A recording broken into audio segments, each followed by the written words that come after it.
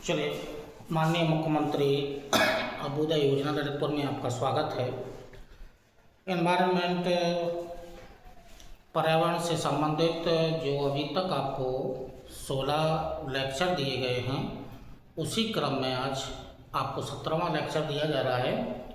जो 17वां लेक्चर है, जो पिछले वाला जो लेक्चर था उसमें प्राकृतिक आपदाओं से संबंधित था, और प्राकृतिक आपदाओं में शायद जो पिछले बार जो छोड़ दिया था या उसी जो पिछले वीडियो में जहाँ से शुरू करना था वो शायद बाढ़ था। बाढ़ फ्लड, बाढ़ वाला टॉपिक था, बाढ़ या फ्लड।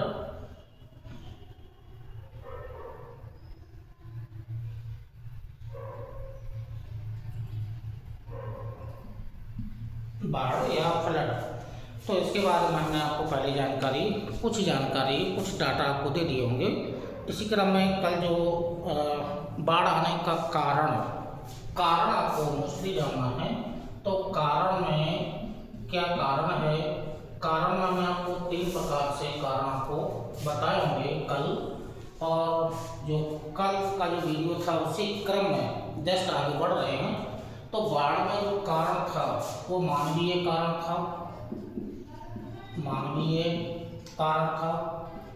कारणों की जानकारी आपको दी गई होगी। इसी क्रम से तो हम आगे बढ़ते हैं। दूसरा जो कारण था वो मौसमी कारण था, और जो तीसरा कारण था वो भौतिक कारण था। तो ये 3 प्रकार के कारण आपको शॉर्ट में कल आपको बताए होंगे। और जो मानवीय कारण में आपको जानकारी दी गई होगी कि मानवीय कारण में पहला तो आया था वन अवरोपण, जलवायु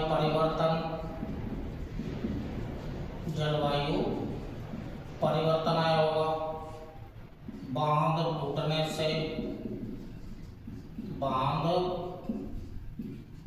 से वन अवरोपण, जलवायु परिवर्तन, बांध के टूटने से, और मृदा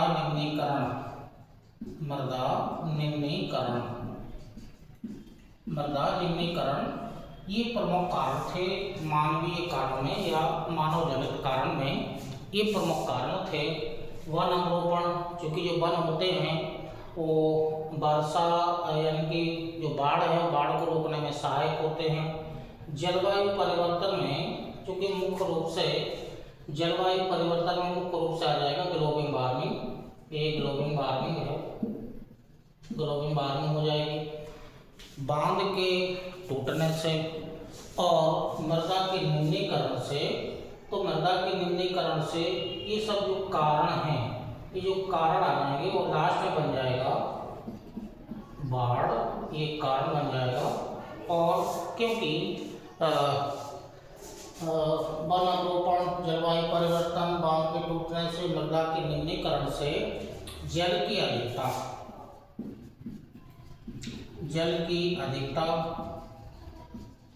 या जल प्रवाह की अधिकता या जल प्रवाह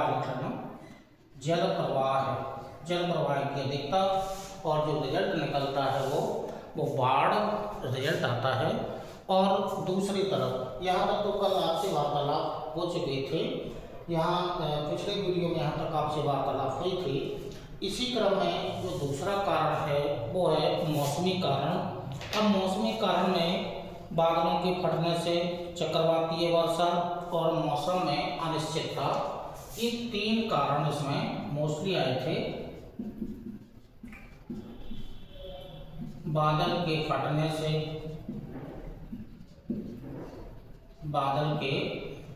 से, दूसरा इसी के अंतर्गत चक्रवातीय वर्षा, और तीसरा है वो मौसम में अनिश्चितता।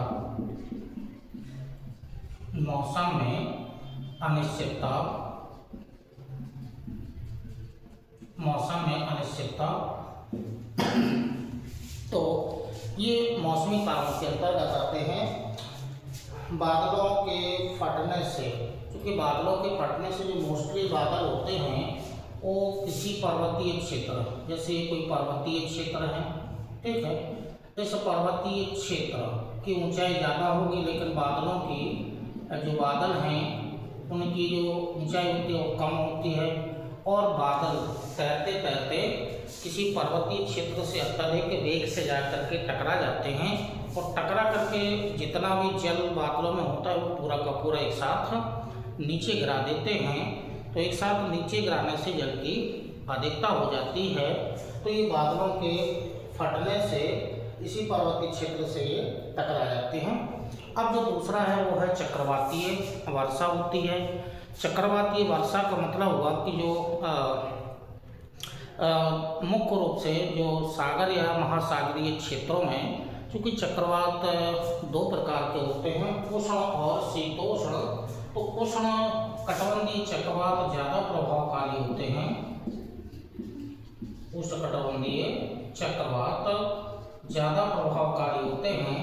तो ये जो उष्णकटिबंधीय चक्रवात हैं, इन चक्रवातों की उत्पत्ति हमेशा उष्णकटिबंधीय क्षेत्रों में होती है, और उष्णकटिबंधीय क्षेत्रों में वहाँ होती है जहाँ 27 डिग्री से तापमान, जलीय सतह का तापमान 27 डिग्री से अधिक होता है और लो प्रेशर का क्षेत्र बन जाता है। तो सागरों या महासागरों में चक्रवात की उत्पत्ति होती है, और यही चक्रवात, उष्णकटिबंधीय चक्रवात, सागरों या महासागरों से होते हुए किसी तट से टकराते हैं, और तट से टकराने के बाद समाप्त हो जाते हैं। लेकिन जो तटीय क्षेत्र होते हैं वहाँ अत्यधिक वर्षा होती है, तो अत्यधिक वर्षा में लगभग 100 या 200 किलोमीटर का क्षेत्र प्रभावित होता है उष्णकटिबंधीय चक्रवातों से।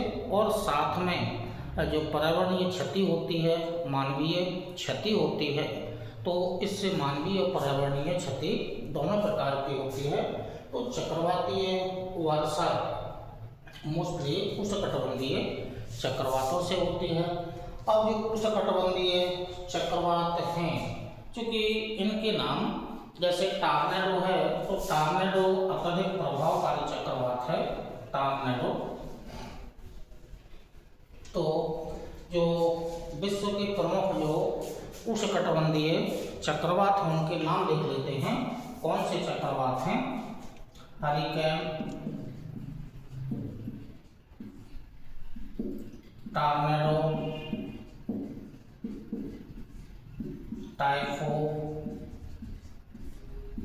टाइफून,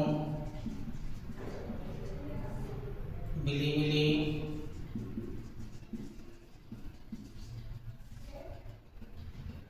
बगीच और चक्रवात। ये चूँकि हैं उष्णकटिबंधीय, ये उष्णकटिबंधीय चक्रवात ही हैं, लेकिन विभिन्न क्षेत्रों में इनको अलग अलग नामों से जाना जाता है। तो हैं तो उष्णकटिबंधीय चक्रवात ही। जैसे हरिकेन है, तो हरिकेन की उत्पत्ति जो कैरिबियन सागर है या जो अटलांटिक महासागर है, उत्तरी अटलांटिक महासागर का ही भाग है कैरिबियन सागर, तो इसकी उत्पत्ति मोस्टली कैरिबियन सागर में होती है, कैरिबियन सी में होती है। लेकिन उत्पत्ति तो सागरों या महासागरों में होती है, लेकिन तटीय क्षेत्र या उससे संलग्न जो देश होते हैं वो इन चक्रवातों से प्रभावित होते हैं।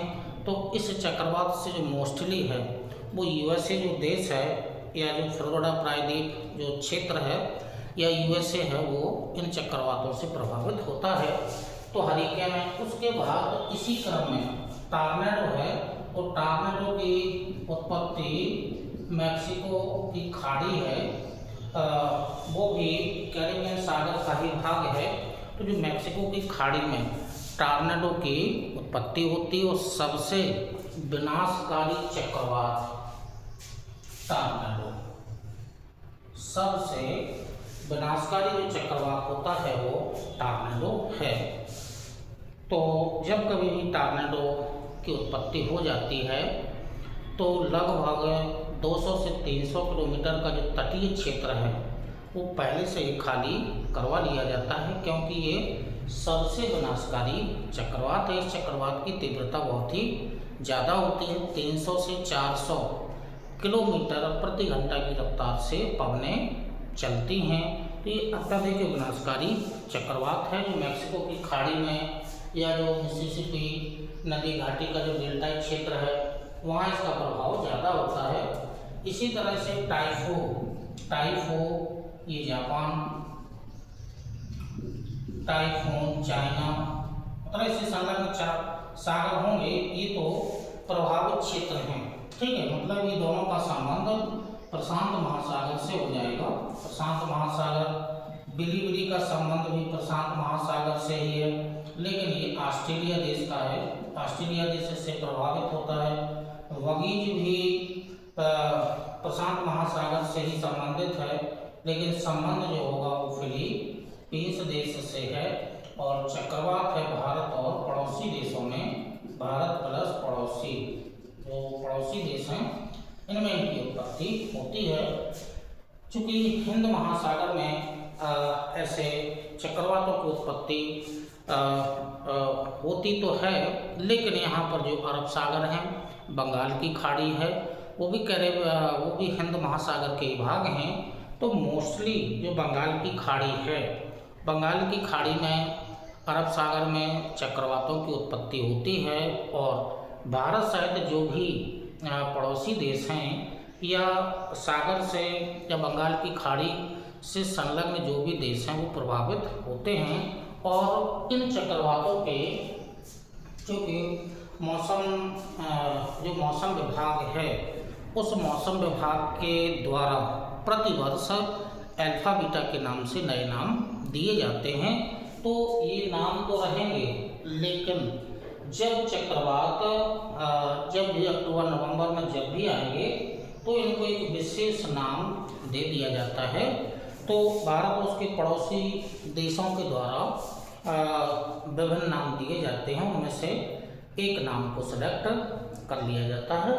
तो ये जो चक्रवातीय वर्षा होती है, तो चक्रवातीय वर्षा से भी बाढ़ की स्थिति उत्पन्न हो जाती है और साथ में पर्यावरण के साथ साथ में जनधन की हानि होती है। अब ये जो चक्रवात के नाम हो गए हैं, ठीक है, तो चक्रवात होता है, चक्रवात के केंद्र में लो प्रेशर बन जाता है। तो जो चक्रवात है, चक्रवात के केंद्र में लो प्रेशर,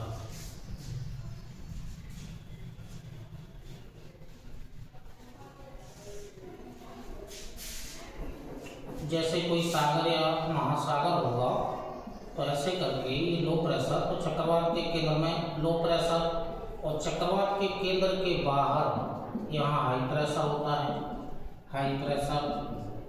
अब जो पवनें होती हैं, पवनों का रूल्स ही होता है, पवनों का नियम ही होता है कि ये पवनें उच्च दाब से निम्न दाब की ओर प्रवाहित होती हैं या चलती हैं। तो जो पवनें हैं वो उच्च दाब से निम्न दाब की ओर ऐसे क्रम से ऐसे आगे बढ़ती हैं। तो ये पवनें हैं क्रम से आगे बढ़ेंगी और ये जो चक्र है उस पूरे भाग में लो प्रेशर है। मान लीजिएगा कि यहाँ पर 600 मिलीबार है, इस वाले पूरे गोले में इसमें 700 है, इसमें 800 है और इसमें 900 मिलीबार ये दाब होता है। तो जो पूरा का पूरा एक चक्र है वो पूरे के पूरे चक्र में समदाब होता है। तो जो अंदर वाला जो पूरा ये जो गोला है, इस पूरे भाग में 600 मिलीबार, यहाँ पर इस पूरे वाले भाग में 600 मिलीबार यानी कि दाब रहता है। इसमें ये जो अंदर वाला घेरा है लो प्रेशर वाला, बाहर वाला उच्च दाब है, तो उच्च दाब से घेरा है। तो केंद्र में जाने पर निम्न दाब का क्षेत्र होता है और पवनें ऐसे गोल गोल घूमती हुई उच्च दाब से निम्न दाब की ओर प्रवाहित होती हैं। तो ये पवनें हैं, ये चक्रवात है। और चक्रवात का जो केंद्र होता है जिसे चक्रवात की आँख कहा जाता है, इस आँख वाले क्षेत्र में चूँकि हाई प्रेशर बना रहता है जिस कारण से वर्षा नहीं होती है, जबकि जो चक्रवात है उसकी दीवारें जो होती हैं, दीवारों के सहारे अत्यधिक वर्षा होती है। तो जब अत्यधिक वर्षा होती है तो फिर बाढ़ की स्थिति बन ही जाती है। तो जो पहला जो कारण था वो मानवीय कारण था। दूसरा जो कारण है वो मौसमी है, मौसमी में बादलों के फटने से। दूसरा चक्रवातीय वर्षा होने से। और जो तीसरा कारण है वो है मौसमी कारण में ही मौसम की अनिश्चितता। तो जब मौसम की अनिश्चितता होती है तो मौसम की अनिश्चितता में जो बृहद जल संग्रहण क्षेत्र, मौसम में अनिश्चितता, तो मौसम में अनिश्चितता होती है, मतलब जब वर्षा होने का समय होता है तब वर्षा नहीं होती, लेकिन जब वर्षा होने का समय नहीं होता है तब वर्षा हो जाती, मतलब मौसम में अनिश्चितता, मतलब समय में परिवर्तन। तो इससे होगा क्या, जो जल स्तर में वृद्धि हो जाती है, जिसका कारण बनता है जल स्तर में वृद्धि। तो जल स्तर में वृद्धि होने से अत्यधिक जल हो जाता है, और अत्यधिक जल होने से परिणाम निकलता है बाढ़ की स्थिति बन जाती है। तो ये बाढ़ की स्थिति बन जाती है। तो ये मौसम में अनिश्चितता के कारण ही है। अब आगे आएंगे तो जो तीसरा है कारण है वो भौतिक कारण है। और भौतिक कारण के अंतर्गत भौतिक जो कारण है उस भौतिक कारण के अंतर्गत देखना है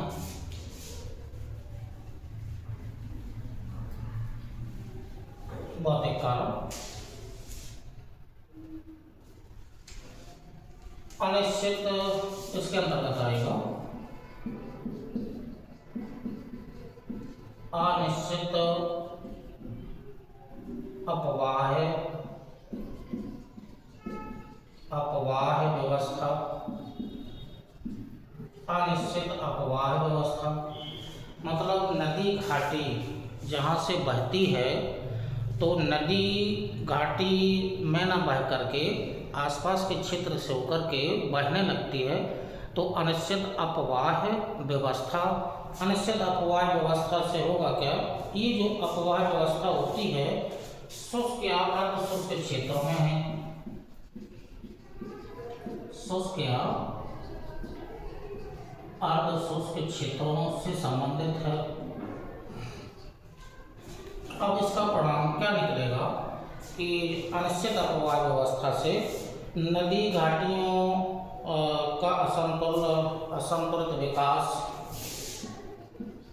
नदी घाटियों का असंतुलित विकास। जब असंतुलित विकास होगा तो भूस्खलन की समस्या, नदी घाटी में अवसाद का जमाव, नदी घाटी में अवसाद का जमाव, ये भी अव्यवस्था ही है। तो नदी घाटी में अवसाद का जमाव, नदी का विसर्पण होगा, और एट लास्ट में जो परिणाम निकलेगा सभी का मिला करके परिणाम निकलेगा, यानी कि अत्यधिक अपवाह व्यवस्था होगी। तो इससे जो जल की अधिकता हो जाएगी, और जल की अधिकता का मतलब है कि बाढ़ की स्थिति उत्पन्न हो जाती है। तो अभी हम आपको केवल कारण बता रहे हैं, तो कारण हमने आपको डायग्राम के माध्यम से आपको दे दिए हैं।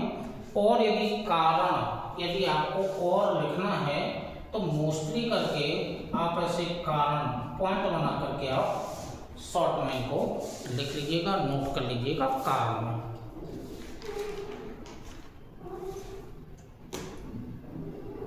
नंबर 1 2 3 करके डाल लीजिएगा या फिर पॉइंट बना लीजिएगा कारण में।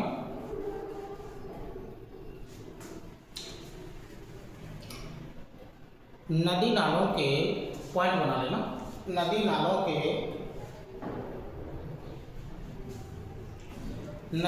के प्राकृतिक किनारों के ऊपर जल प्रवाह की स्थिति नेक्स्ट पॉइंट, वनों की अत्यधिक कटाई, वनों की अत्यधिक कटाई या वनों का निम्नीकरण। नेक्स्ट पॉइंट, नदी घाटी में अवसाद के जमाव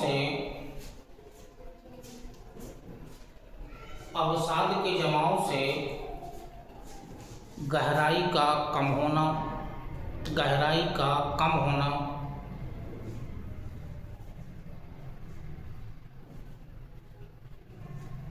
नेक्स्ट पॉइंट, सहायक नदियों के द्वारा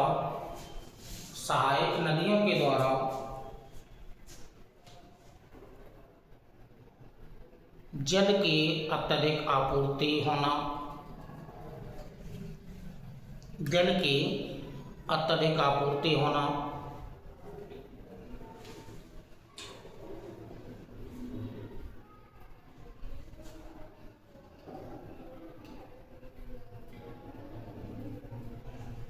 नेक्स्ट पॉइंट, नदी घाटी का भूकंपीय क्षेत्र या भूस्खलन क्षेत्र में होना।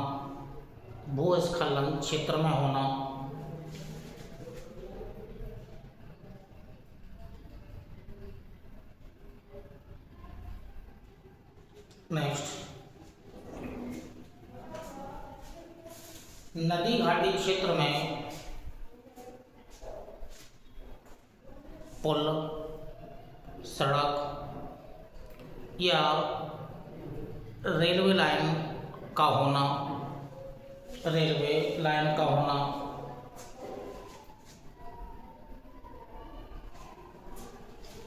नेक्स्ट पॉइंट, शुष्क या अर्धशुष्क क्षेत्रों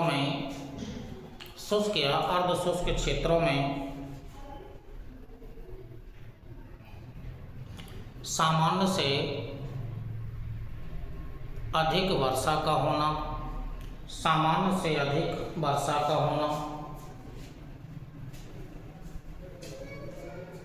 नेक्स्ट, बांध टूटने के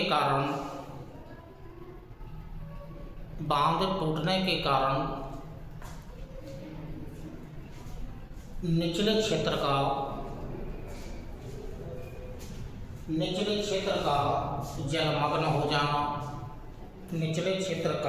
जलमग्न हो जाना।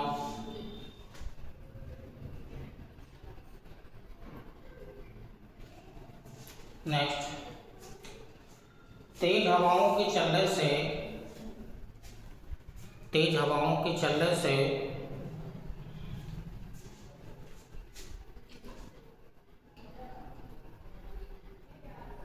तूफान की स्थिति का बनना। नेक्स्ट पॉइंट,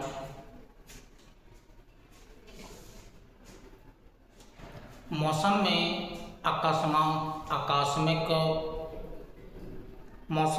आकस्मिक परिवर्तन होना।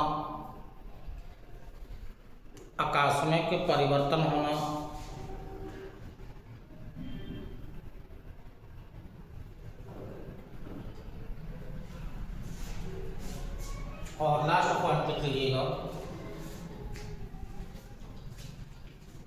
प्राकृतिक नदी घाटी में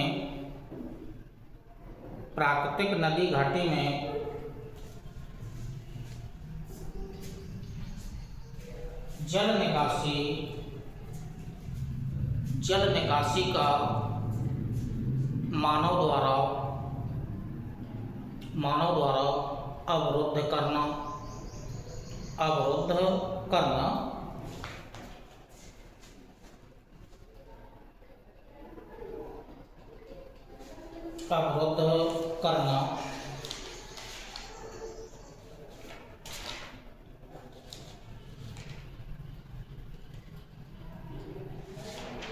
चलिए, तो ये जो मुख्य कारण, 3 कारण तो हमने आपको डायग्राम के माध्यम से बता दिए थे, मानवीय, मौसमी और भौतिक जो कारण हैं, लेकिन उसके बाद भी उन्हीं कारणों को निकाल करके आपको कुछ पॉइंट्स के रूप में लिखवा दिए हैं। तो ये बाढ़ आने का कारण है। प्रभाव आप समझ ही गए होंगे कि इसका प्रभाव क्या क्या हो सकता है। तो बाढ़ का जो प्रभाव है, कारण के अलावा प्रभाव,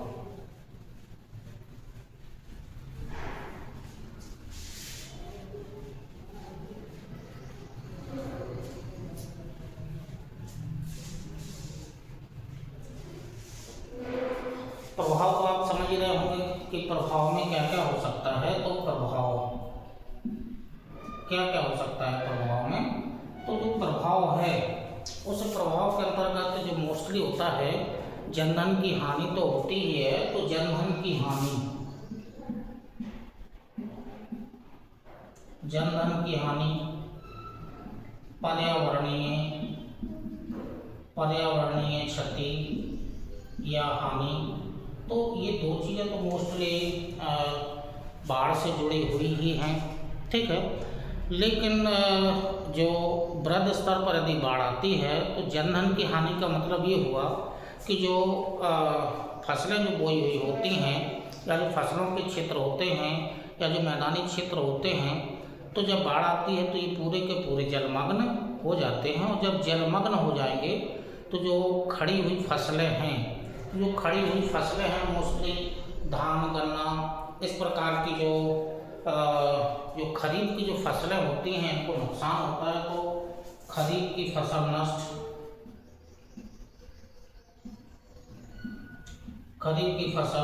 नष्ट हो जाती है, ठीक है, खरीफ की फसल नष्ट हो जाती है। इसके अलावा जो चूँकि बाढ़ एक अनिश्चित स्थिति है, अनिश्चित स्थिति का मतलब हुआ कि बाढ़ में 2-4 दिन तक बाढ़ रहेगी, उसके बाद धीमे धीमे करके जल की निकासी हो जाएगी। लेकिन जो जल की निकासी होने में जो समय लगता है 3 से 4 दिन का, इतने समय तक बहुत सारी समस्याएं मानव को होती हैं, पशुओं को होती हैं, जानवरों को होती हैं। तो उनकी समस्याएं तो होती ही हैं, लेकिन बाढ़ जाने के बाद जो सूक्ष्म जीव हैं, इनका प्रभाव अधिक होता है। सूक्ष्म जीवों का प्रभाव होगा तो बहुत सारे रोग उत्पन्न होंगे, ठीक है, माइक्रो डिसीज या बैक्टीरिया, वायरस, इनका प्रभाव बढ़ जाता है। तो इनसे बहुत सारी बीमारियां उत्पन्न होती हैं। तो ये जो मोस्टली कारण हैं, वनों को क्षति होती ही है, मिट्टी जो मिट्टी होती है, मिट्टी की ऊपरी परत बह जाती है। तो इस प्रकार से जो बाढ़ की स्थिति बनती है, इस प्रकार से मोस्टली समस्याएं ये होती हैं। आप थोड़ा सा अंदाज़ा आप ही लगा सकते हैं कि जब बाढ़ आती है, टीवी पर आता है, टीवी पर हम देखते हैं, अखबारों में पढ़ते हैं, तो जो टीवी पर जो दिखाया जाता है पूरा का पूरा एरिया जलमग्न जो हो जाता है। अब आप थोड़ा सा कल्पना कर लीजिएगा कि यदि आप ऐसे क्षेत्र में हैं कि जहाँ पर बाढ़ प्रतिवर्ष आती ही है, वो क्षेत्र पूरा जलमग्न हो ही जाता है, तो क्या क्या समस्याएं उत्पन्न नहीं होती होंगी। तो बहुत सारी समस्याएं उत्पन्न होती हैं। अब समस्याओं में आप खुद समझ लीजिएगा कि इतना सारा पानी है, इतना जल है, पूरा का पूरा क्षेत्र जलमग्न है, लेकिन फिर भी आपको पीने के लिए आपको पानी नहीं मिलेगा, क्योंकि उसमें बहुत सारे अवसाद घुले होते हैं। तो यहाँ तक मतलब जलमग्न है, फिर भी पानी पीने को नहीं मिलता है। और खाना पीना पैक्टों के माध्यम से, गवर्नमेंट NDRF है, उसके माध्यम से बहुत सारे ऑपरेशंस चलाए जाते हैं। तो ये समस्याएं उत्पन्न होती हैं। तो ये उसका क्या है, बाढ़ का प्रभाव होता है। तो ये बाढ़ का प्रभाव होता है, क्षति होती है। तो ये बाढ़ का मोस्टली ये प्रभाव है।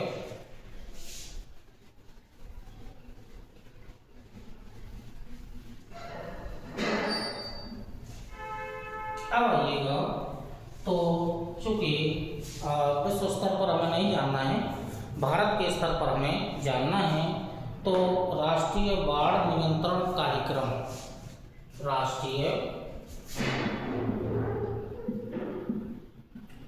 बाढ़ नियंत्रण कार्यक्रम ये भारत सरकार के माध्यम से, बाढ़ नियंत्रण कार्यक्रम ये भारत सरकार के माध्यम से एक कार्यक्रम चलाया गया है, बाढ़ नियंत्रण कार्यक्रम। तो पिछले वीडियो में आपसे जो वार्तालाप हुई थी कि जो बाढ़ के जो भारत में या बाढ़ प्रवण जो प्रमुख क्षेत्र है भारत में, एक तो मोस्टली गंगा और उसकी सहायक नदियों का क्षेत्र है, दूसरा जो क्षेत्र आपको बताया गया था ब्रह्मपुत्र नदी बेसिन क्षेत्र है, और जो तीसरे में जो आपको बताया गया था मध्य भारत, और उसके बाद जो प्रायद्वीपीय दक्कन ट्रैप वाला क्षेत्र है वो पूरा का पूरा क्षेत्र इनकी बाढ़ से प्रभावित है। लेकिन जो मोस्टली बाढ़ प्रभावित क्षेत्र हैं वो नंबर 1 पर गंगा का मैदानी क्षेत्र है और दूसरा ब्रह्मपुत्र नदी बेसिन क्षेत्र, दो मोस्टली भारत में क्षेत्र हैं। तो बाढ़ अभी से नहीं आ रही है, जब से नदियाँ की उत्पत्ति हुई होगी तब से मौसम बना होगा, तभी से बाढ़ की स्थिति बन रही होगी। लेकिन भारत सरकार के माध्यम से कुछ ऐसे कार्यक्रम बनाया गया है जिसे नाम दिया गया है बाढ़ नियंत्रण कार्यक्रम, राष्ट्रीय बाढ़ नियंत्रण कार्यक्रम। तो राष्ट्रीय बाढ़ नियंत्रण कार्यक्रम स्वतंत्रता के बाद 1954 में, स्वतंत्रता के बाद 1954 में ये बाढ़ नियंत्रण कार्यक्रम लाया गया था। तो जो बाढ़ नियंत्रण कार्यक्रम है इसकी जो स्थापना संस्थान है, स्थापना 1954 में हुई थी, जिसके अंतर्गत तीनों प्रकार की योजनाएं बनाई जाती हैं। और 3 प्रकार की योजना का मतलब हुआ कि अल्पकालिक,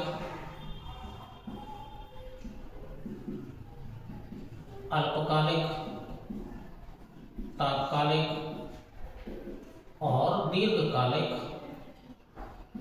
ये दीर्घकालिक ये योजनाएं बनाई जाती हैं। तीनों प्रकार की योजनाएं इस कार्यक्रम के माध्यम से चलाई जाती हैं ताकि बाढ़ को रोका जा सके या बाढ़ के आने पर तत्काल राहत पहुंचाई जा सके।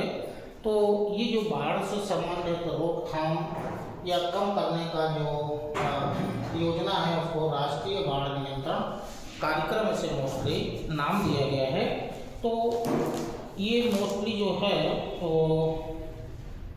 जलाशयों का निर्माण करना, बांधों का निर्माण करना, जल निकासी की उचित व्यवस्था करना, इसका मोस्टली काम रहता है।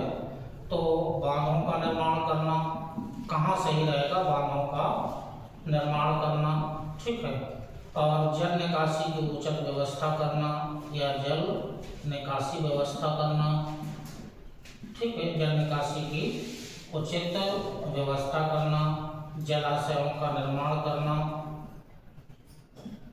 जलाशयों का निर्माण करना, ये मोस्टली जो होता है वो, क्योंकि बांधों के निर्माण करने से जल को जो जल की अत्यधिक मात्रा है उसको एक स्थान पर रोका जा सकता है ताकि निचले क्षेत्रों में जल की अधिकता ना हो पाए।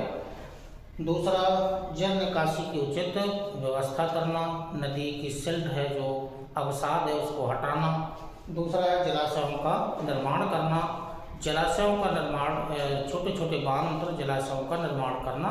तो इससे ये होगा कि जो जलाशयों का निर्माण होगा, जल की निकासी को, जो जल है वो अत्यधिक मात्रा में जो बह जाता है उसको रोका जा सके और जलाशय बनाया जा सके, बांधों का निर्माण किया जा सके, जिससे बहुत सारे लाभ होते हैं। सिंचाई के लिए जल की व्यवस्था, मछली पालने की व्यवस्था, इलेक्ट्रिसिटी बनाने की व्यवस्था, या जो अन्य कारण होते हैं पर्यटक स्थल के रूप में विकसित किया जाता है। तो ये कार्यक्रम है जो 1956 में लाया गया था, भारत सरकार सेंट्रल गवर्नमेंट का कार्यक्रम है। इसी क्रम में 1976 में राष्ट्रीय बाढ़ आयोग की स्थापना की गई। दूसरा जो है राष्ट्रीय बाढ़ आयोग। राष्ट्रीय बाढ़ आयोग की स्थापना 1976 में की गई। तो 1956 में राष्ट्रीय बाढ़ नियंत्रण कार्यक्रम बनाया गया था, जिसके कार्य एक तो योजना बनाना है इसका, अल्पकालिक, तात्कालिक और दीर्घकालिक। दूसरा काम क्या है इसका, बांधों का निर्माण, जल निकासी की व्यवस्था करना, जलाशयों का निर्माण करना। इससे हमें आगे जाकर के लाभ बहुत सारे होते हैं और साथ में बाढ़ को नियंत्रण भी किया जा सकता है। तो दोनों प्रकार से लाभ है। अब जो 1976 में राष्ट्रीय बाढ़ आयोग का निर्माण 1976 में किया गया था, तो जो राष्ट्रीय बाढ़ आयोग है जिसकी स्थापना 1976 में हुई थी, तो इसके माध्यम से संरचनात्मक विकास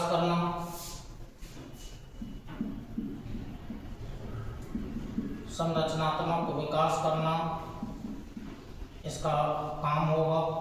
दूसरा जो कार्य होता है पूर्वानुमान लगाना,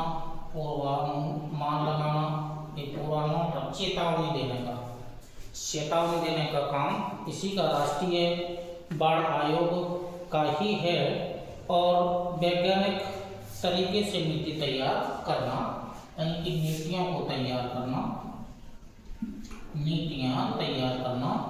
तो ये जो मोस्टली जो काम है वो राष्ट्रीय बाढ़ आयोग के काम है ये। और दूसरा कार्यक्रम चल ही रहा है, राष्ट्रीय बाढ़ नियंत्रण कार्यक्रम। ठीक है। तो ये जो प्राकृतिक आपदा के अंतर्गत जो बाढ़ है वो प्राकृतिक आपदा के अंतर्गत है। और विश्व में सबसे बड़ी आपदा भी यही है, बाढ़, क्योंकि प्रतिवर्ष ये आती है, इसको रोका भी नहीं जा सकता है। तो विश्व स्तर पर जो यदि प्राकृतिक आपदाओं में है, वो प्राकृतिक आपदाओं के अंतर्गत सबसे बड़ी समस्या बाढ़ की ही होती है। तो इसके लिए नीति और क्या क्या नीतियाँ बनाई गई हैं, वो राष्ट्रीय आपदा प्रबंधन के अंतर्गत सेंट्रल गवर्नमेंट की नीतियाँ, स्टेट गवर्नमेंट की नीतियाँ या लोकल गवर्नमेंट की जो पॉलिसीज हैं, उनके आगे हम आपसे वार्तालाप करेंगे। तो अभी तो बाढ़ क्या है, प्राकृतिक आपदा क्या कारण है, क्या प्रभाव है और मोस्टली कौन कौन से कार्यक्रम चलाए गए हैं, आगे इसी के बारे में और बृहद वार्तालाप आपसे होगी। तो इसी क्रम में आगे जो सुनामी है, सुनामी क्या है उसको जानना है, या जो अन्य जो और प्राकृतिक आपदाएं हैं इनके बारे में आपको जानकारी दी जा रही है।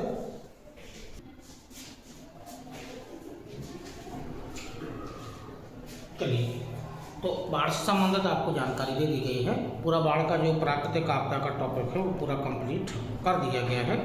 अब एक कार्यक्रम है और दूसरा बाढ़ आयोग है, इसके मुख्य कार्य, इसके अलावा और गवर्नमेंट की क्या क्या नीतियाँ हैं वो आगे जाकर के आपको नीतियों के अंतर्गत आपको पढ़ाया जाएगा। तो इसी क्रम में अब अगली जो नेक्स्ट जो प्राकृतिक आपदा है उसे देख लेते हैं कौन सी प्राकृतिक आपदा है। चलिए, तो सुनामी को देख लेते हैं। सुनामी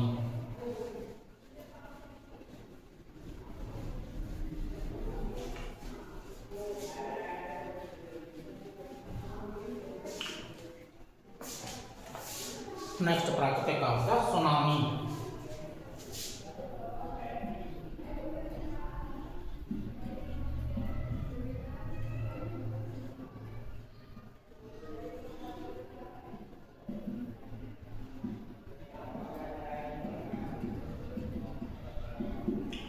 चूंकि जापानी शब्द है सुनामी, उसमें टी साइलेंट है सुनामी की, इस प्लेन को याद रखिएगा कि इसमें टी साइलेंट है सुनामी में। जापानी लहरें, समुद्री लहरें, जलीय लहरें, इनके अन्य नाम दिए जाते हैं सुनामी को।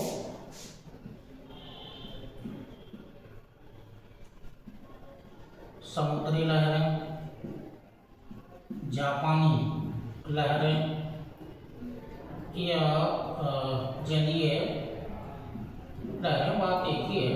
ठीक है, तो ये इसके अन्य नाम है, जापानी लहरें, समुद्री लहरें या जलीय लहरें। तो ज्वार भाटा की स्थिति से अलग है, क्योंकि ज्वार भाटा में भी यही स्थिति बनती है तो वो स्थिति एक निश्चित क्रम से होती है, लेकिन ये जो सुनामी होती है वो आकस्मिक स्थिति बनती है। और इसके आने का कारण मोस्टली दो ही हैं कि या तो पहले भूकंप आता है, मतलब भूकंपीय तरंगें, और जो दूसरा है वो ज्वालामुखी विस्फोट। ये दो ही कारण हैं इसके कि भूकंपीय तरंगें और ज्वालामुखी विस्फोट। तो यदि सागरों या महासागरों में फर्स्ट वीडियो में हमने आपसे वार्तालाप की थी, प्लेट विवर्तन की सिद्धांत आपको बताया था, जिसमें भूकंप, ज्वालामुखी और सुनामी की आपसे वार्तालाप हुई थी कि कैसे इनकी उत्पत्ति होती है। तो ये वार्तालाप की उत्पत्ति हमने आपको पहले ही डायग्राम के माध्यम से बता दी गई थी। अब हमें ये जानना है कि इनकी उत्पत्ति तो समझ में आ गया है कि भूकंपीय तरंगें आती हैं, जलीय भाग से जाएंगी तो ऊंची लहरें उत्पन्न हो जाती हैं, समुद्री लहरें उत्पन्न हो जाती हैं, या ज्वालामुखी विस्फोट होता है तब भी समुद्री लहरें उत्पन्न हो जाती हैं। तो ज्वार भाटा और सुनामी में डिफरेंस है, वो एक निश्चित समय के अनुसार ज्वार भाटा की उत्पत्ति होती है, लेकिन जो सुनामी है वो आकस्मिक घटना है। जैसे भूकंप और ज्वालामुखी आकस्मिक हैं तो उसी से जोड़ करके हम सुनामी या समुद्री लहरों की उत्पत्ति हो जाती है। तो ये तो जो मोस्टली है सुनामी है। अब इसका मोस्टली हमें प्रभाव जानना है और भारतीय क्षेत्र को जोड़ना है। अब जो ये भूकंप और ज्वालामुखी का विस्फोट मोस्टली कहाँ होता है, प्लेट जो होती है, प्लेट्स के सीमांत किनारों पर, ठीक है, इसकी उत्पत्ति मोस्टली जहाँ पर दो प्लेटों का जो सीमांत किनारे होते हैं, जहाँ पर दो प्लेटें आपस में टकराती हैं, तो मोस्टली वहीं पर इनकी उत्पत्ति होती है।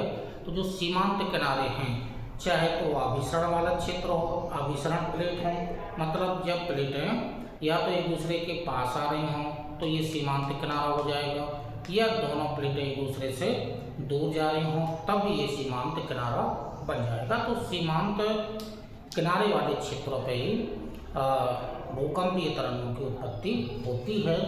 तो प्लेटों के सीमांत किनारों पर ही इनकी उत्पत्ति होती है। अब इसमें चूँकि भारत में 2000 अब इसका प्रभाव हमें जानना है, तो प्रभाव के लिए भारत में 2007 में भारतीय सुनामी अग्रिम चेतावनी केंद्र, भारत में मतलब 2007 में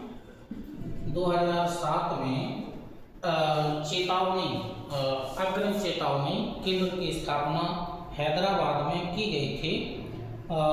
राष्ट्रीय महासागर सूचना सेवा केंद्र 2007 में तो भारतीय सुनामी अग्रिम चेतावनी केंद्र, भारतीय सुनामी अग्रिम चेतावनी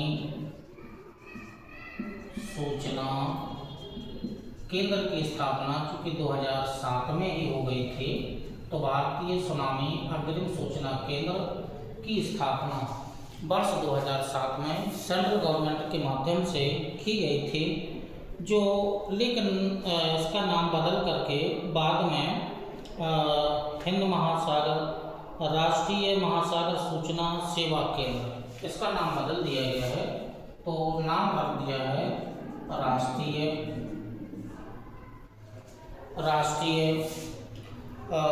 महासागर सूचना सेवा केंद्र, महासागर सूचना सेवा केंद्र, इसका नाम बदल दिया गया है। तो इसका नाम राष्ट्रीय महासागर सूचना सेवा केंद्र कर दिया गया है। और जो इसका मुख्यालय है, इन दोनों को आप याद रखना, और जो इसका मुख्यालय है वो हैदराबाद में इसका बनाया गया है। तो हैदराबाद में इसका मुख्यालय है, हैदराबाद में इसका मुख्यालय है। तो भारतीय सुनामी अग्रिम चेतावनी सूचना केंद्र की स्थापना 2007 में हुई थी। वर्तमान में ये जो काम कर रहा है वो राष्ट्रीय महासागर सूचना सेवा केंद्र के नाम से ये काम कर रहा है और हैदराबाद में इसका मुख्यालय है। तो ये है। अगला देखिएगा, जो भारत में 26 दिसंबर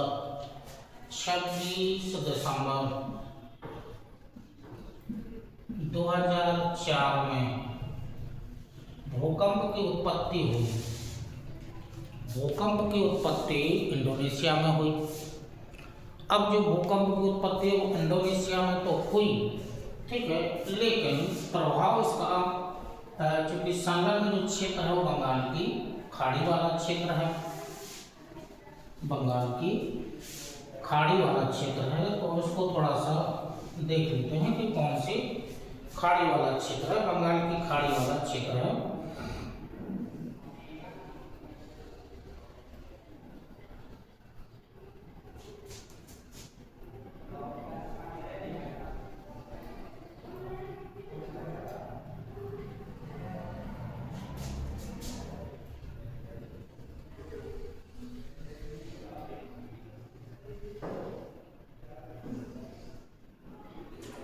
ये जो क्षेत्र है ये इंडिया है, ये बे ऑफ बंगाल है, ठीक। ये तटीय क्षेत्र है। तो ये तटीय क्षेत्र है तो ये आपको मिलेगा वेस्ट बंगाल, यहाँ मिलेगा उड़ीसा, यहाँ मिलेगा आंध्र प्रदेश, ये तमिलनाडु है, केरल। अब चूंकि यदि अरब सागर होगा तब तो प्रभाव होगा, लेकिन अरब सागर वाले क्षेत्र में प्रभाव नहीं है, क्योंकि ये यहाँ पर म्यांमार, ये बांग्लादेश है, ये म्यांमार है, ये थाईलैंड है, मलेशिया है, और ये वाला जो क्षेत्र रह जाता है ये पूरा का पूरा क्षेत्र इंडोनेशिया का है। इंडोनेशिया, ये इंडोनेशिया का क्षेत्र है। ये प्रशांत महासागरीय क्षेत्र है। अब जो प्लेट का जो सीमांत किनारा है, मतलब यहाँ से यूरेशियन प्लेट है, ये वाली जैसे हिमालय पर्वत से होते हुए ये यूरेशियन प्लेट आई हुई है, और यहाँ से इंडो ऑस्ट्रेलियन प्लेट लगी है। अब यहाँ पर ये सीमांत किनारे वाला क्षेत्र है। तो जो इंडोनेशिया का ये क्षेत्र है ये सीमांत किनारा है, सीमांत किनारा। और सीमांत किनारा किसका है? ये वाली जो प्लेट आई है ये यूरेशियन प्लेट है, यूरेशियन प्लेट है, ठीक। ये वाली जो प्लेट है यहाँ से जो संलग्न है ये इंडो ऑस्ट्रेलियन प्लेट है, इंडो ऑस्ट्रेलियन प्लेट है, ठीक है। अब ये सीमांत किनारा है। जो सीमांत किनारा है वो इंडोनेशिया के जो सुमात्रा और जावा द्वीप हैं यहाँ मोस्टली इसका सीमांत किनारे पर हैं। ये दोनों क्षेत्र सुमात्रा द्वीप और जावा द्वीप ये प्लेट के सीमांत किनारे हैं, और सीमांत किनारों पर ज्वालामुखी और भूकंप की उत्पत्ति यहाँ होती रहती है। तो ज्वालामुखी और भूकंप, ज्वालामुखी भूकंप की उत्पत्ति यहाँ पर होती रहती है। अब इसका प्रभाव जो होगा वो बे ऑफ बंगाल, बंगाल की खाड़ी से है। मतलब दक्षिणी पूर्वी एशियाई जो देश हैं ये तो प्रभावित तो होते ही हैं, लेकिन बंगाल की खाड़ी से संलग्न जो भी तटीय क्षेत्र होंगे, क्योंकि भूकंपीय लहरों की उत्पत्ति होगी तो भूकंप का प्रभाव होगा, ज्वालामुखी की उत्पत्ति होगी तब भी सुनामी की उत्पत्ति होगी। तो जो जलीय लहरें हैं उनका संबंध बंगाल की खाड़ी से हो जाता है। ये जलीय लहरें हैं, मतलब यही सुनामी है, ठीक है। तो ये सुनामी, अब इसका प्रभाव इस क्षेत्र में रहेगा। अब जो प्रभाव इसका इस क्षेत्र में रहेगा तो मोस्टली जो भारत से संबंधित जो बंगाल की खाड़ी से संलग्न जो तटीय राज्य हैं, वेस्ट बंगाल, उड़ीसा, आंध्र प्रदेश, तमिलनाडु, और इसके अलावा ज़्यादा प्रभाव कहाँ पड़ता है, यहाँ पर ऐसे करके ये अंडमान निकोबार द्वीप समूह फैले हैं, अंडमान निकोबार द्वीप समूह हैं, प्रभाव इन द्वीपों पर इसका ज़्यादा होता है। अब इन अंडमान निकोबार पर तो है ही, लेकिन इन तटीय क्षेत्रों में भी इसका प्रभाव ज़्यादा रहता है। तो पांडिचेरी भी है और थोड़ा सा प्रभाव केरल का जो तटीय क्षेत्र है इस पर भी हो जाता है। तो ये भारत के सुनामी से प्रभावित होने वाले क्षेत्र हैं। जैसे अभी आपसे वार्तालाप हुई थी कि 26 दिसंबर 2004 में जो भूकंप आया था, उस भूकंप का प्रभाव सबसे ज़्यादा पड़ा था। तो कहाँ पड़ा था? इस अंडमान निकोबार द्वीप समूहों पर सबसे ज़्यादा जो 2006 वो 2004 में जो सुनामी आई थी दिसंबर 2004 में, तो उसका केंद्र सुमात्रा ही था। लेकिन और जो भूकंप आया था वो 8.9 बड़ा भूकंप था कि तीव्रता का भूकंप आया था। जब 8.9 तीव्रता का भूकंप आएगा तो जो समुद्री लहरें हैं या सुनामी है उनकी ऊंचाई बहुत ही ज़्यादा होगी। ठीक है, तो ये सुनामी से संबंधित ये डाटा है। इसके अलावा जो ट्रेड वगैरह राज्य तो प्रभावित हो ही गए हैं। ठीक है, अब 1998 में प्रशांत सुनामी चेतावनी प्रणाली 1998 में प्रशांत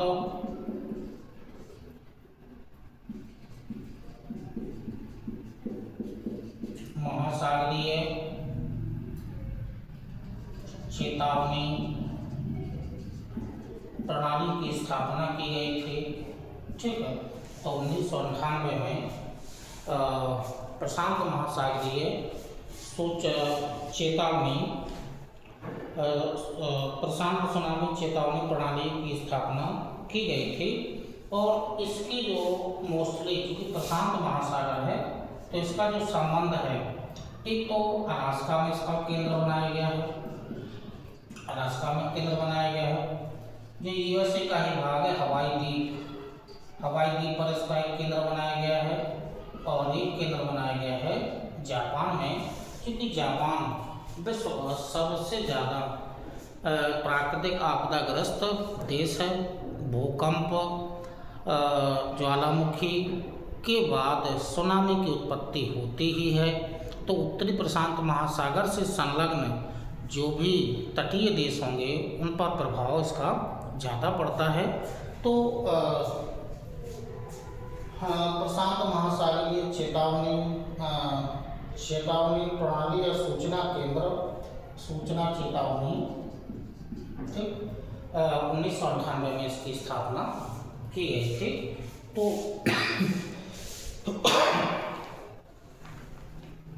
चलिए, तो ये सुनामी से संबंधित। अब चूंकि प्रभाव पड़ेगा तो प्रभाव तो तटीय क्षेत्रों में ही होगा। तो जो जैसे अभी जो आपसे वार्तालाप हुई थी कि जो उष्णकटिबंधीय चक्रवात आते हैं उनकी उत्पत्ति सागरों महासागरों में ही होती है, जलीय सतह पर ही होती है। ऐसे ही सुनामी की उत्पत्ति भी जलीय सतह पर ही होती है, लेकिन ये घटना जो होती है आकस्मिक घटना होती है। चक्रवात की स्थिति में वैज्ञानिक पहले से आकलन कर लेते हैं कि चक्रवात का केंद्र या लो प्रेशर किस क्षेत्र में बन रहा है और उसको तटीय क्षेत्र तक आने में कितना समय लगेगा और कितने घंटे प्रति किलोमीटर की रफ्तार से पवनें चलेंगी। तो उसका तो पहले से वैज्ञानिक लोग आकलन कर लेते हैं और सूचना प्रोवाइडेड करा दी जाती है। लेकिन भूकंप और ज्वालामुखी ये जो घटनाएं होती हैं, आकस्मिक घटनाएं होती हैं, तो सुनामी भी एक प्रकार से आकस्मिक घटना ही है। तो इसका अंदाज़ा कि जल्द तीव्रता से नहीं लगाया जा सकता है। आकस्मिक घटना होती है तब इससे जनधन की हानि के साथ प्राकृतिक पर्यावरण की हानि ज़्यादा होती है। तो ये सुनामी है। अब सुनामी के बाद चूँकि चक्रवात जो प्राकृतिक आपदा है उसकी वार्तालाप थोड़ी सी आपके साथ हो चुकी है, तो अब उसको हम विस्तार में नहीं जाना चाहते हैं। चक्रवात का क्षेत्र आपको या चक्रवात से संबंधित जानकारी आपको दे दी है। तो चक्रवात हो गया है, सुनामी हो गया है, और इससे पहले आपसे वार्तालाप जो प्राकृतिक आपदाओं में है, भूकंप, ज्वालामुखी, बाढ़ और चक्रवात, सुनामी, भूस्खलन, ये प्राकृतिक आपदाओं के बारे में आपको जानकारी पहले से हमने आपको दे दी है। इसी क्रम में एक क्षेत्र, एक प्राकृतिक आपदा और बचती है, और जो प्राकृतिक आपदा है, जैसे बादलों का फटना, आपसे वार्तालाप हो चुकी है, इतना विस्तार में करना नहीं है। भूस्खलन के बारे में आपसे वार्तालाप हो चुकी है। इसके अलावा जो एक क्षेत्र और बचता है, सूखा। ठीक है, तो आइए ड्रॉट को भी समझ लेते हैं।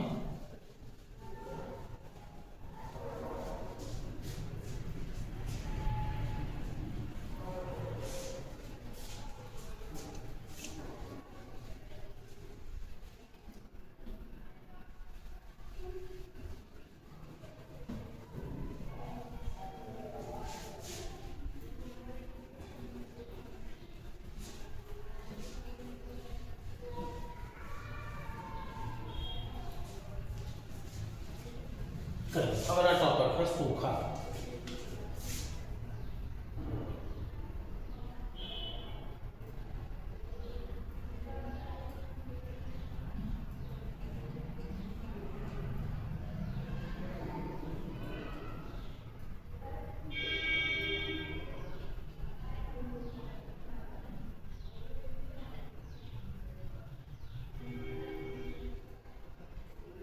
सूखा या ड्रॉट।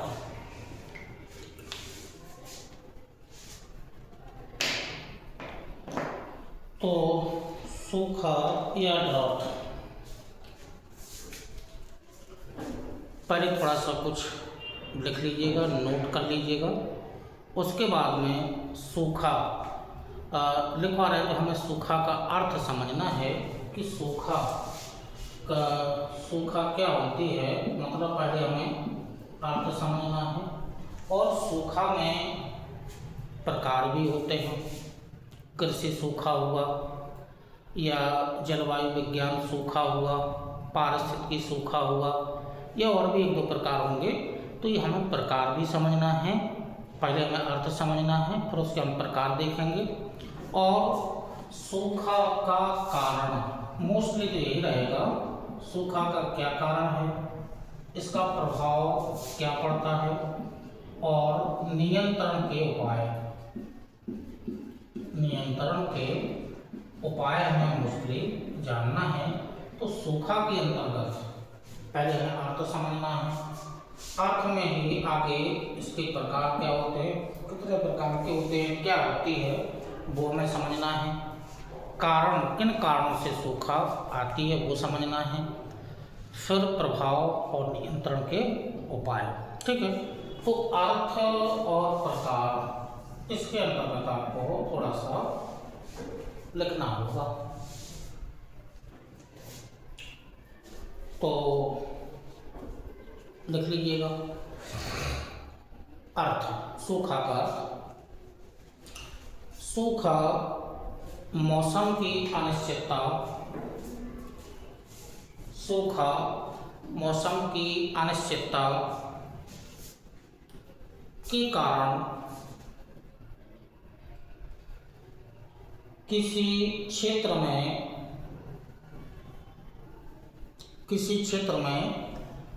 अल्प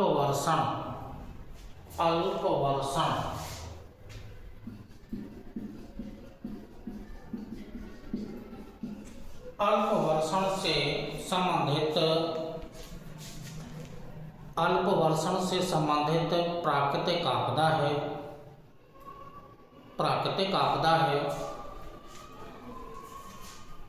लेकिन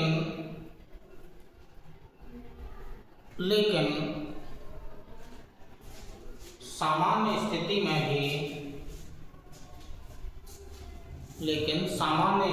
में भी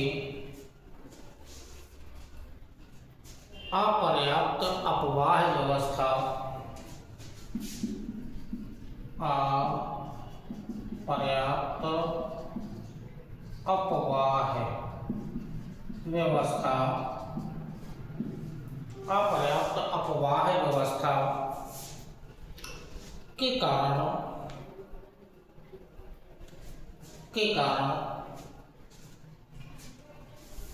जलीय सूखा की स्थिति उत्पन्न हो जाती है। जलीय सूखा की स्थिति उत्पन्न हो जाती है।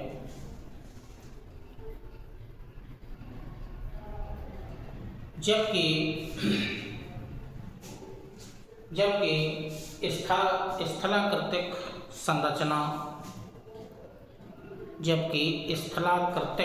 संरचना के कारण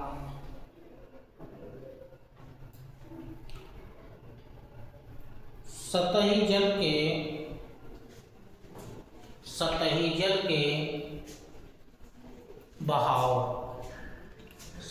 के बहाव की दर में वृद्धि से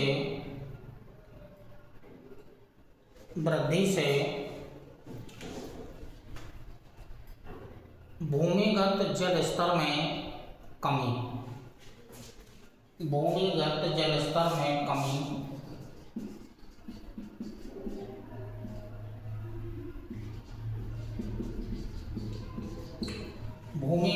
स्तर में कमी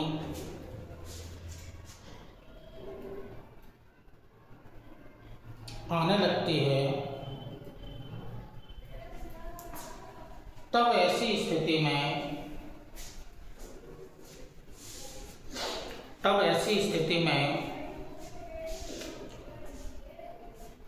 भूमिगत जल संकट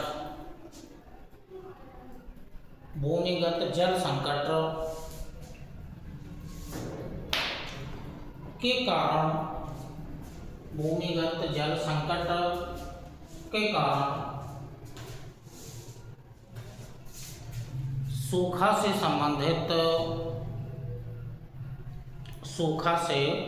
संबंधित समस्याएं उत्पन्न होने लगती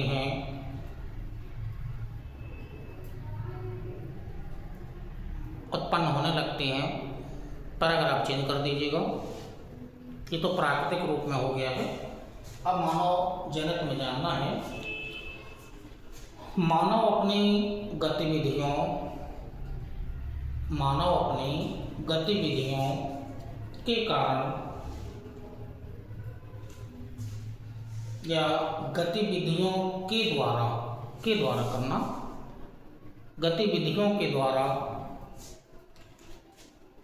अधिक विकास के उद्देश्य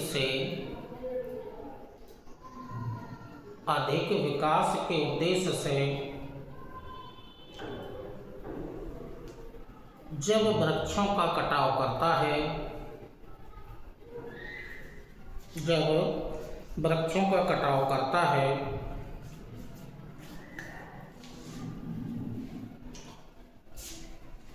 और अपनी आवश्यकताओं को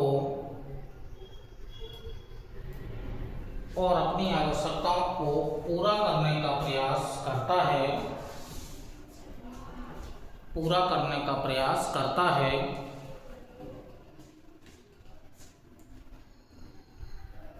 तब वन अवरोपण या वन विनाश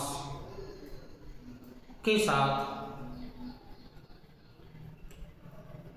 अपर्याप्त अपवाह व्यवस्था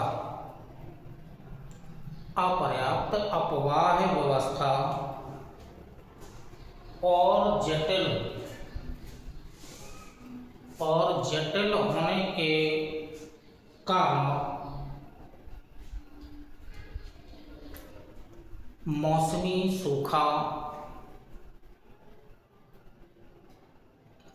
सूखा की स्थिति उत्पन्न होती है।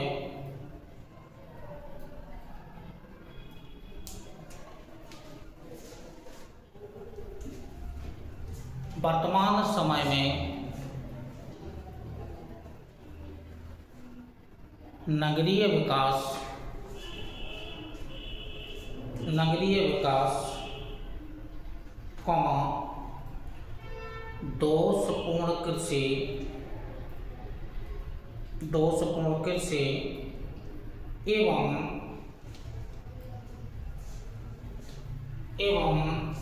जल प्रबंधन को, जल प्रबंधन को महत्व नहीं दिए जाने के कारण, महत्व नहीं दिए जाने के कारण भूमिगत जल स्तर में, भूमिगत जल स्तर में आने वाली कमी सूखा का एक कारण, सूखा का एक कारण बन जाता है, सूखा का एक कारण बन जाता है।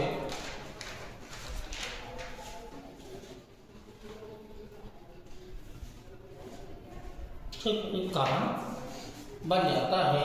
अब जो सूखा के अर्थ के बाद जो मोस्टली कारण अभी आगे कुछ कारण आपको लिखवा दिए गए हैं।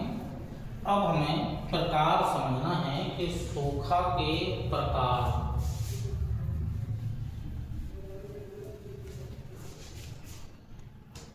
सूखा के प्रकार समझना है, प्रकार। ठीक, जो सूखा होती है ऐसे डायग्राम बना लेना। एक सूखा तो होती है कृषि सूखा, कृषि सूखा होती है, क्या होती है उसके नीचे हमें समझना है। तो दूसरी सूखा होती है वो जल विज्ञान संबंधी सूखा, जल विज्ञान संबंधी सूखा। नेक्स्ट जो सूखा होती है वो पारिस्थितिकी सूखा, पारिस्थितिकी सूखा। तो ये जो मोस्टली जो सूखा होती है वो मोस्टली 3 प्रकार की ही सूखा होती है। कृषि सूखा, जल विज्ञान संबंधी सूखा, पारिस्थितिकी सूखा, ये 3 प्रकार की होती है। भूमि आर्द्रता सूखा। अब जो कृषि सूखा है इसे भूमि आर्द्रता सूखा के नाम से भी इसे जाना जाता है। तो ये जो सूखा है वो 3 प्रकार की ही सूखा होती है। अब जो कृषि संबंधी जो सूखा है जिसे भूमि आर्द्रता सूखा भी कहा जाता है, इसके नीचे थोड़ा सा नोट कर लीजिएगा। जल विज्ञान सूखा में भी थोड़ा सा नोट करना है और पारिस्थितिकी सूखा में भी थोड़ा सा नोट करना है, तो थोड़ा सा लिख लीजिएगा।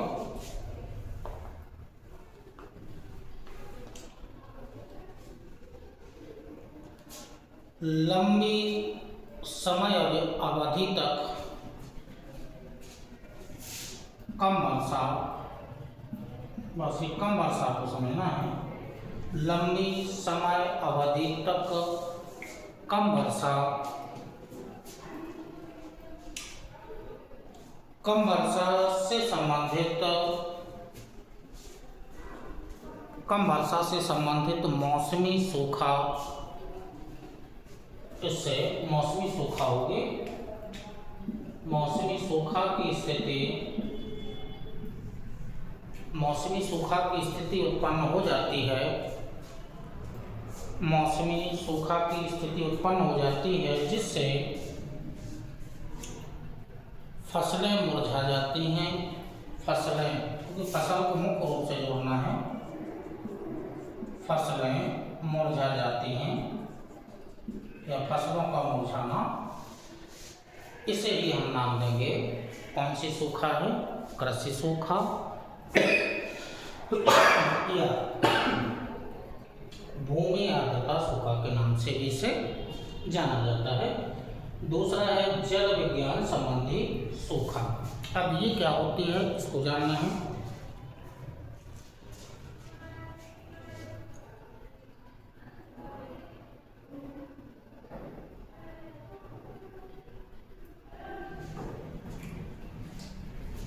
कुल बोए गए 30% क्षेत्र में, मतलब जो क्षेत्र है, जो बोया हुआ क्षेत्र है, कुल बोए गए 30% क्षेत्र में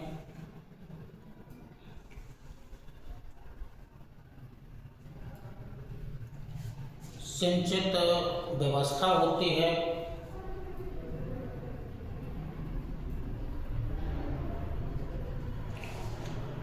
वर्षा के द्वारा जलापूर्ति, वर्षा के द्वारा जलापूर्ति के बावजूद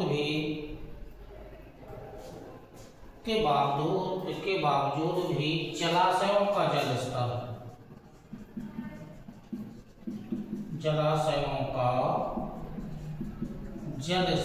नीचे चला जाता, बस इसी को समझना है। जलाशयों का जल स्तर नीचे चला जाता है। जब जलाशयों का जल स्तर नीचे चला जाएगा तो इसी को नाम दिया जाता है जल विज्ञान संबंधी सूखा। और जो तीसरा है वो पारिस्थितिकीय सूखा है। अब पारिस्थितिकीय सूखा क्या होती है वो थोड़ा सा नोट कर लीजिएगा। प्राकृतिक पारिस्थितिकी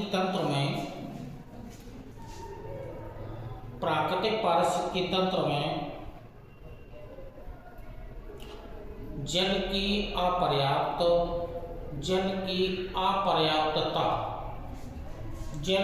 अपर्याप्तता एवं उसमें उत्पादकता की कमी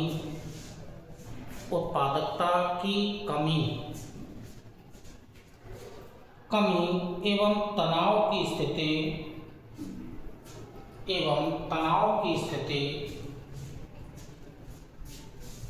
जिससे प्राकृतिक पारिस्थितिकी तंत्र को क्षति होती है, जिसे पारिस्थितिकी सूखा यानी कि प्राकृतिक पारिस्थितिकी तंत्र को क्षति, बस को क्षति, और इसी को कहा जाता है पारिस्थितिकीय सूखा के नाम से इसे जाना जाता है। तो जो पारिस्थितिकी सूखा है उसके जो प्रकार हैं, कृषि सूखा, जल विज्ञान सूखा और पारिस्थितिकी सूखा, ये 3 प्रकार की सूखा हो गई है। अब सूखा का अर्थ हो गया है, प्रकार हो गए हैं, मोस्टली हमें जानना क्या है, कारण जानना है। तो इसी क्रम में कारण क्या क्या होते हैं वो कारण आपको दे रहे हैं। चलिए, तो सूखा का क्या अर्थ है और सूखा कितने प्रकार की होती है वो आपको बता दिया गया है। अब मोस्टली क्या है, कारण जानना है।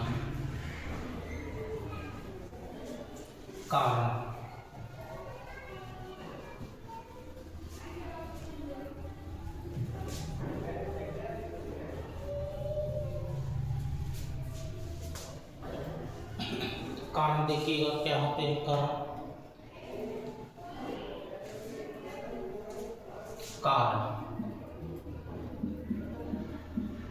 कारण में जैसे बाढ़ में 3 कारण आए थे, बाढ़ के अंतर्गत 3 कारण आए होंगे, वैसे ही सूखा में 3 कारण हैं, यानी कि मौसमी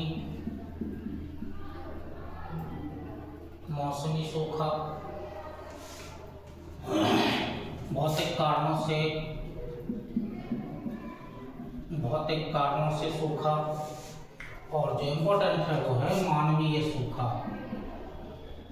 मानवीय या मानव जनित सूखा। तो जैसे बाढ़ में 3 कारण आए थे, ये 3 कारण सूखा में भी हैं। अब जो मौसमी सूखा है, उस मौसमी सूखा में मौसम की अनिश्चितता, सूखा में मौसम की अनिश्चितता, मतलब मौसमी है तो मौसम की अनिश्चितता, मौसम की अनिश्चितता होगी। जब मौसम की अनिश्चितता होगी तो अल्प वर्षा होगा, मतलब कम वर्षा होगी। अल्प वर्षण होगा।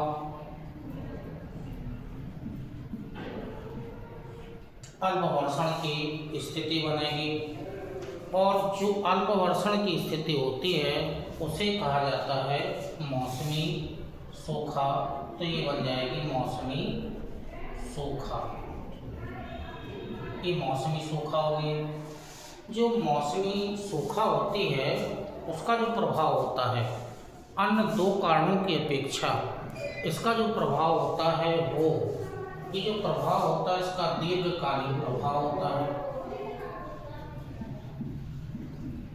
दीर्घकालीन इसका प्रभाव होता है। तो मौसम की अनिश्चितता के कारण दीर्घकालीन प्रभाव पड़ता है। अब जो दूसरी वाली है वो भौतिक कारण है। भौतिक कारण में अपवाह व्यवस्था सुनिश्चित नहीं।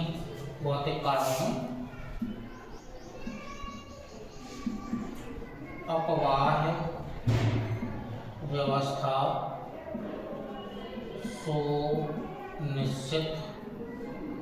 सुनिश्चित नहीं। जब अपवाह व्यवस्था सुनिश्चित नहीं होगी तो सतही जल में बहाव का दर अधिक होगा।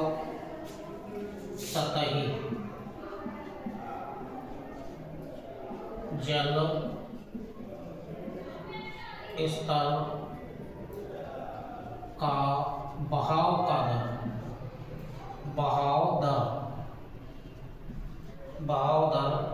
अधिक होगा।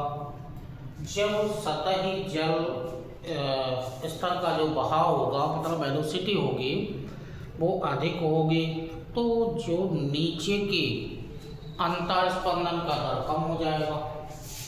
अंतर स्पंदन दर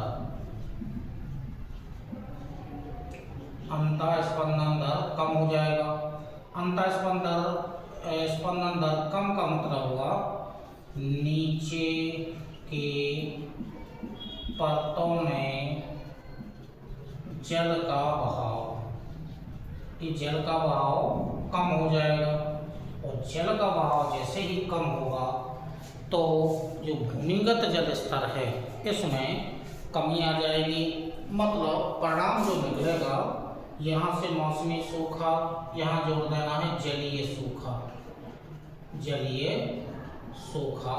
तो ये जलीय सूखा लास्ट में आ जाएगा। ठीक है, तो अपवाह व्यवस्था सुनिश्चित नहीं है। वर्षा जब होगी तो पानी इधर से कहीं से भी बह जाएगा तो जो सतही जल है, सतही जल का बहाव का दर कैसा हो जाएगा, मतलब तीव्र गति से जल बह जाएगा और जो जल बह जा रहा है तो उसका मतलब है कि उस क्षेत्र में अंतर स्पंदन का दर कम हो गया है। मतलब अंतर स्पंदन दर का मतलब हुआ कि नीचे की परतों में, जैसे कोई पर्वतीय क्षेत्र है, जल यहाँ से बह रहा है तो ढाल ज़्यादा है, मतलब ढाल क्या है, इसका ढाल अधिक है। ढाल अधिक होगा तो ऐसे नीचे की परतों में तो जल का रिसाव है वो जल का रिसाव कम हो पाएगा। मतलब नीचे की परतों में जल का बहाव या नीचे के रिसाव कम है, बहाव नहीं करना है, रिसाव करिएगा, रिसाव कम हो जाएगा तो एट लास्ट में परिणाम निकलेगा कि उस क्षेत्र में जलीय सूखा की स्थिति उत्पन्न हो गई। तो जलीय सूखा मतलब जल में कमी। ठीक है, तो जलीय सूखा हो जाएगी। और जो तीसरा कारण है वो है मानवीय कारण। अब मानवीय कारण है तो मानव ने अपने लाभ के लिए बहुत सारी गतिविधियां अपनाई हैं। तो जो मानवीय जो गतिविधियां हैं उनके कारण, इनकी मानवीय गतिविधियां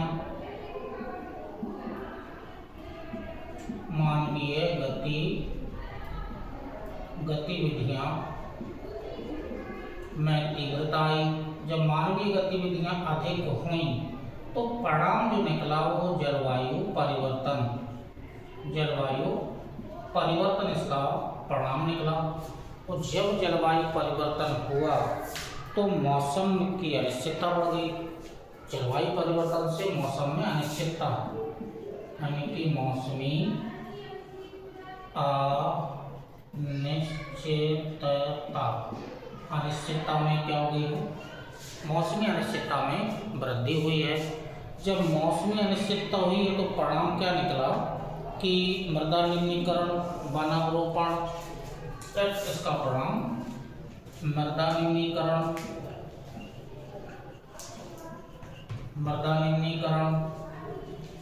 वन अवरोपण, दोषपूर्ण कृषि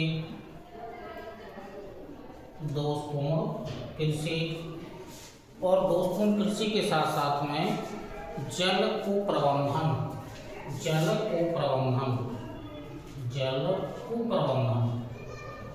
ठीक, ये इसका परिणाम ये निकला।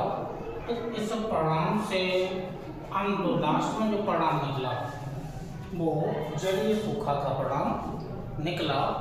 तो ये जो सूखा के जो मोस्टली कारण हैं वो मौसमी सूखा, भौतिक प्रभाव से के कारण सूखा और मानवीय प्रभाव से सूखा। तो इन कारणों में से जो ज़्यादा इम्पोर्टेंट है, ज़्यादा प्रभावकारी जो कारण है वो मानवीय प्रभाव ज़्यादा प्रभावकारी है। परिणाम स्वरूप मृदा निम्नीकरण, वन अवरोपण, दोषपूर्ण कृषि, जल व्यवस्था का मतलब जल को प्रबंधन, एट लास्ट में जो परिणाम निकला वो जलीय सूखा का परिणाम निकला है। अब मोस्टली जो देखना है कि भारत में कहाँ पर कौन से क्षेत्र हैं, तो डायग्राम के माध्यम से भारत का क्षेत्र देख लीजिएगा। मोस्टली भारत का ही जानना है।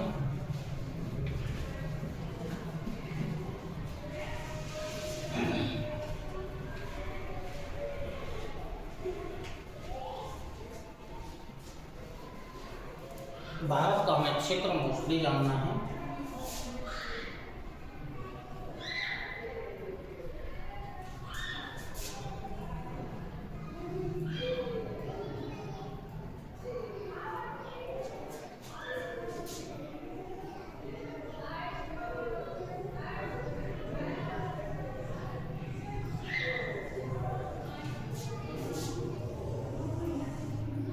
ये मोस्टली भारत का क्षेत्र है। अब भारत में मोस्टली देखना है कि कौन कौन से क्षेत्र हैं जो सूखा प्रवण क्षेत्र हैं और कौन से सूखा है। तो जो भारत में जो मोस्टली क्षेत्र हैं, एक तो पूरा का पूरा जो जम्मू कश्मीर लद्दाख का पठार वाला ये पूरा क्षेत्र है। यहाँ पर जो सूखा है वो मौसमी सूखा है, मौसमी सूखा का क्षेत्र है। ये जम्मू कश्मीर का लद्दाख का पठार वगैरह जो क्षेत्र है, क्योंकि लद्दाख का पठारी जो क्षेत्र है वो भारत में सबसे कम वर्षा वाला क्षेत्र भी है। तो जो इस क्षेत्र में है तो जो सूखा है वो मौसमी सूखा का प्रभाव है। इसमें पंजाब, हरियाणा और ये क्षेत्र इसमें शामिल हो जाएंगे। अब आइएगा तो ये जो क्षेत्र है, जो राजस्थान का जो थार मरुस्थल है, थार मरुस्थल वाला क्षेत्र, उत्तरी गुजरात वाला भी क्षेत्र है, तो यहाँ पर भी मौसमी सूखा का प्रभाव है। यहाँ पर भी मौसमी सूखा का प्रभाव है। तो ये मौसमी सूखा के क्षेत्र हैं। इसके अलावा अब आएंगे तो जो महाराष्ट्र का जो इनके जो वृष्टि छाया प्रदेश है, महाराष्ट्र कर्नाटक का, ये तो जो वृष्टि छाया प्रदेश है, ये वृष्टि छाया प्रदेश, ये जो वृष्टि छाया प्रदेश है यहाँ पर भी मोस्टली मौसमी सूखा ही है, मौसमी सूखा ही है। ठीक है। अब जो पूर्वोत्तर राज्य हैं या उड़ीसा वाला जो क्षेत्र है जहाँ पर मोस्टली जो कृषि होती है शिफ्टिंग कल्टीवेशन या जो झूमिंग कृषि होती है, ठीक है, तो ये वाला क्षेत्र पूरा का पूरा, ठीक, और ये वाला क्षेत्र पूरा का पूरा, यहाँ पर जो सूखा है वो मानव जनित या मानवीय सूखा है इस क्षेत्र में, मानवीय सूखा है। तो पूर्वोत्तर राज्य और जो उड़ीसा वाला क्षेत्र है यहाँ पर जो मोस्टली है वो मानव जनित या मानवीय गतिविधियों का प्रभाव यहाँ पर ज़्यादा है। और मोस्टली जो यहाँ पर जो कार्य किया गया है वो शिफ्टिंग कल्टीवेशन या झूमिंग कृषि का कार्य किया गया है। तो यहाँ मानव जनित सूखा का प्रभाव ज़्यादा है। या इन क्षेत्रों में जो छत्तीसगढ़, झारखंड और तेलंगाना, उड़ीसा वगैरह जो क्षेत्र है यहाँ पर मानवीय गतिविधियाँ, इंडस्ट्री का क्षेत्र ज़्यादा है, तो खनिजों का उत्पादन ज़्यादा होता है। तो ये मानव जनित या मानवीय गतिविधियों का प्रभाव यहाँ पर ज़्यादा है। तो इसी क्रम में जो सूखा वाला जो क्षेत्र है, सूखा से संबंधित जो भी था कारण, अब इसका प्रभाव और नियंत्रण के उपाय, प्रभाव नियंत्रण के उपाय बचते हैं। तो इसी क्रम में जो भी आगे का वीडियो होगा या जो भी क्लास, जो ऑनलाइन क्लासेस होंगी, क्या होता है, ऑनलाइन होती है या ऑफलाइन होती है, ये तो नेक्स्ट जो वीक होगा उसमें जानकारी हो पाएगी। ऑनलाइन क्लासेस होगी तो इसी क्रम में हम आगे बढ़ा देंगे। और यदि नहीं होती, ऑफलाइन होती है, तो यहीं से फिर हम आप क्लास में भी इसी को आगे बढ़ा देंगे। या कैसा शेड्यूल आता है इस पर डिपेंड करेगा। तो अभी चूँकि क्या है कि आगे प्रभाव सूखा का जानना है, नियंत्रण के उपाय जानना है, फिर एक मरुस्थल विकास कार्यक्रम है उसको हमें मुझे जानना है। और भारत में कौन कौन से क्षेत्र, तो चूँकि आपको बता दिए गए हैं, तो ये भारत में क्षेत्र हो गए हैं। और इसी क्रम में जो आपदा प्रबंधन में जो या जलवायु परिवर्तन से संबंधित जो भी अंतर्राष्ट्रीय संस्थाएं हैं जो विश्व स्तर पर कार्य कर रही हैं, उनके बारे में आपको जानकारी देना है। इसी क्रम में आपदा प्रबंधन से संबंधित भारत की राष्ट्रीय नीति क्या है, कौन कौन से संस्थान बनेंगे या क्या राष्ट्रीय नीति है, इसके बारे में वार्तालाप होगी।